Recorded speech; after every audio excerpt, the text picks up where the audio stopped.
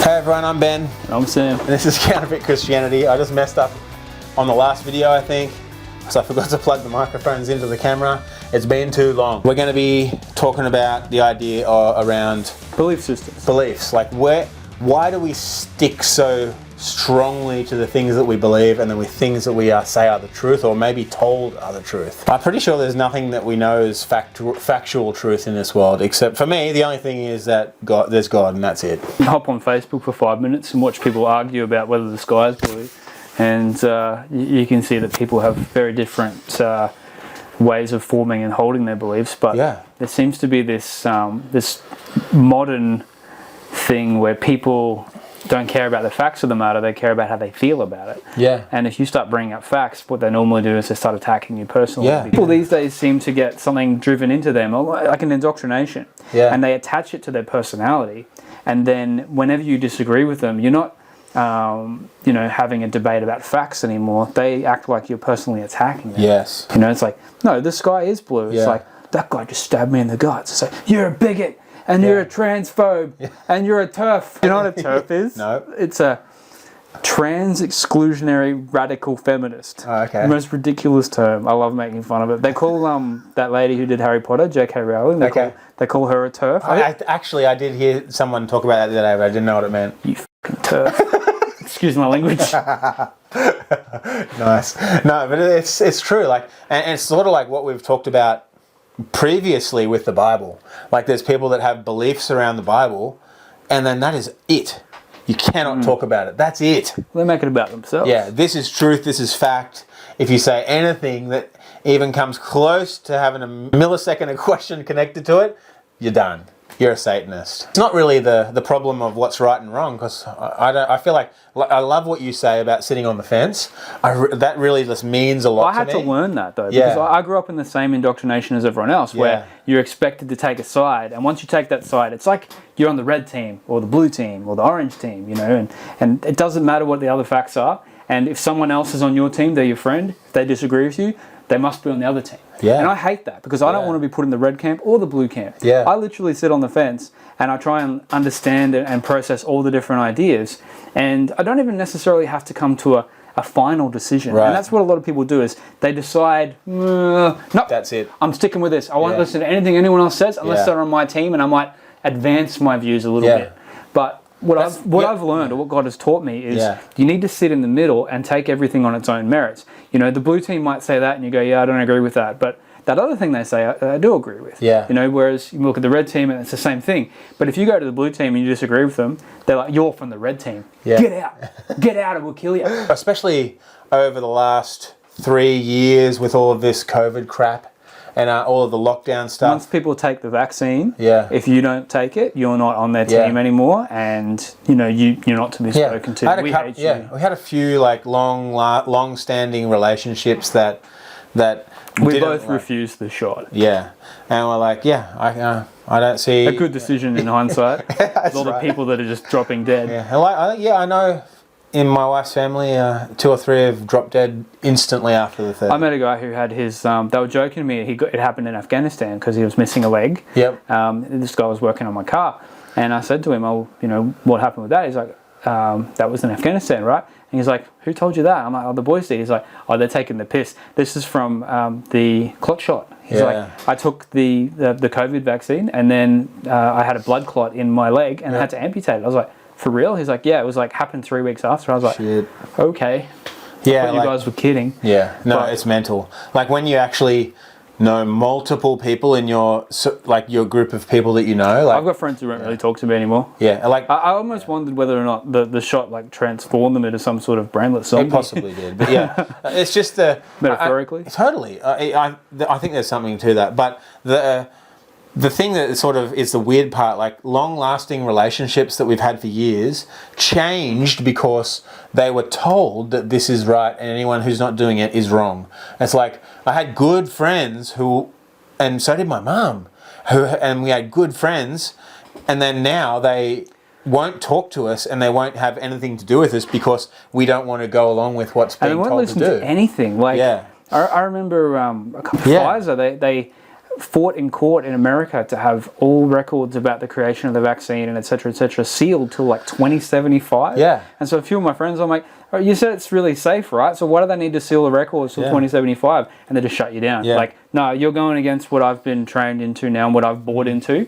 And if you do that, you're my enemy. Yeah. You know, and that sort of attitude, I think, is terrible for modern society. It's so divisive. It was so interesting, just like the idea that people can be told what to think is what was so strange to me, because I thought people were aware of what's happening in the world and actually pay attention and think for themselves. But I realized think they'd that respect your own right to do what you want with your own body, you know? Like, and it's funny because the same people would say shit like, my body, my choice. It's like, except when it comes to being injected with an experimental, untested vaccine that's supposed to be tested for 7 years on a certain amount of people and it was just rushed through in 6 months. Yep. Oh yeah, that. Like, what do you think is the difference between people who will pay attention to something, like see both sides and then sit on the fence, or if they need to make a decision, compared to somebody who just gets told what to believe, told what to think, and then just go ahead and do it? Like, what is the difference? Like, I still don't understand that. Low IQ, maybe. I don't know. I mean, no, like, it depends though, because some of my friends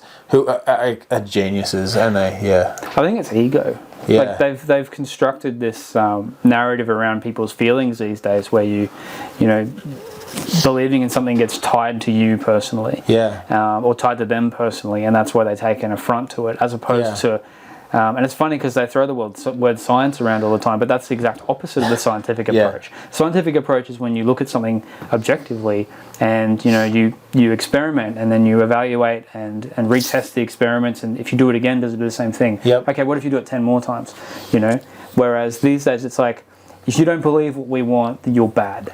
That's like the degradation of the intellectualism of society. And that's like they say, we follow the science. There's no such thing as following the science. You can't, because the science is the method. Well, science would say that there's two genders, male and female, you know, and they're the same people who are like, you follow the science, you know.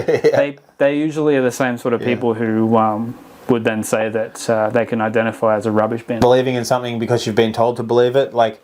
Or because it makes you feel a certain way. You know, if your feelings are trying to override your intellect, you know, that's probably a good sign that you should stop and reflect. Yeah, just think about things. We're not trying to say this is right, this is wrong. I think that there's been a few things recently that were proved right and proved wrong. But there's still a lot of people who are sticking to the game. This is right, like everyone should be doing the same thing. But in religion as well, it's the same thing. It's what is right, what is wrong, and if you step off the path of what they say is right, then you're automatically evil. I mean, it's a bit of a broad step up from the topic a little bit. You know, it says in the Bible, we don't struggle against flesh and blood. We struggle against the powers, the principalities, the forces of darkness in the heavenly realms. And the same thing in the book of Enoch, which was conveniently removed 100 years ago. It talks about how the angels basically made war with God, and then they got thrown down. They came to earth. They taught the humans how to make weapons. They basically destroyed society, and they caused the society that ended up with God flooding the earth. If you haven't read the book of Enoch, go read it. The church doesn't want you to read it. It was removed from the perfect Bible, but it talks about, you know, how these beings have come down and manipulated humans and sort of used us as fodder for wars. We're like playthings to them. Because they want death and destruction and chaos. And where I'm going with that is that, you know, we live in a society these days that is ruled by those powers and principalities behind the scenes, the faceless men or the fallen angels or whatever you want to call them. People call them the Nephilim. And they know how to manipulate us humans. They know that we're tribal. We know, you know, our social patterns. They have a really, really powerful intellect that existed before this world did. They're really old. They're scary. You know, in a way, you know, not to us. They're terrified of Jesus, and Jesus is in me, so they can be terrified of me. That's why they're always trying to screw up my life. But that's all they've got, right? They only have chaos. And, God says, you know, if you're for me, the world's going to hate you. And what he means by the world is them, because that's their goal. They know they're going to lose in the end. So all they can do is try and hurt us, because you can't hurt God; He's invincible. But if you hurt His children, you can hurt Him. That's really the goal. It's I think. True. It's like a lot of people who are anti-conspiracy ideas is like they always say, well, how can there be one group of people that control everything and everybody? It's not one group of people. It's like there's a bunch of different things. Like you might call it the Illuminati or the Freemasons or whatever. The cabal, the deep state. It's all. There's probably lots of different groups and lots of different people, or it's governments. but they're not controlled by one group of people. They're controlled by these beings, the Nephilim, or the fallen angels, Satan. That's why we say, like, this world belongs to Satan, and he controls all these things. So like Sam said, they know how we think, and they use it against us continuously. That's how we get such a consistent message across so many different mediums across the world. You get the same message from a magazine, from a book, from a movie, from TV ads, from other people who've been indoctrinated, and that's how they manage to do it so well, is because it isn't people. If it was humans, it would, humans only live so long, they've only got so much intellect, humans often have falling outs and fights, but, and I suspect that these beings actually sort of have fallings out as well, and have their own little sort of kingdoms on earth that fight against Satan each other. did it, didn't he? He wanted God's power, so that's why it happened. It says it even in the Bible about, was it Daniel in Babylon? These angels were trying to prevent, God's angel from coming and talking to him. And it seems like different nations actually have perhaps a different demon associated, and families do as well. They have familial demons, familial spirits that follow your families down. I saw something weird the other day where apparently Jill Biden is actually King Charles' 13th cousin, 13th removed, and I was like, that is disturbing. How do you keep it in the family? Two of the most powerful nations in the world, like militarily, for example, the UK used to rule the world. And those bloodlines are together. That is interesting. And I'm sure they didn't do it on purpose, but somebody did it on purpose. These guys did it on purpose. Well, I mean, Joe Biden doesn't know what day it is. No. But, or what time it is. He's absolutely what mental. What planet he's on. But that's like, this whole thing, it should be freaking us out, but we ain't scared because we know who we're with. God's with us. And I've experienced these things with me in life. And it's like all they've got is the fear of now, and it's like they got a lot of bluff. And that's it.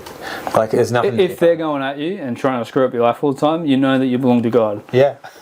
I'm really glad that you remembered to bring this into it, because it's so true. Because I was asking that question before and I forgot about this, but like the question of why is this happening? How can people be so? What's the greater overarching cause for a lot of our societal dysfunction and division? How can they? It's deliberate. How can good divide friends and conquer be separated by a belief in something?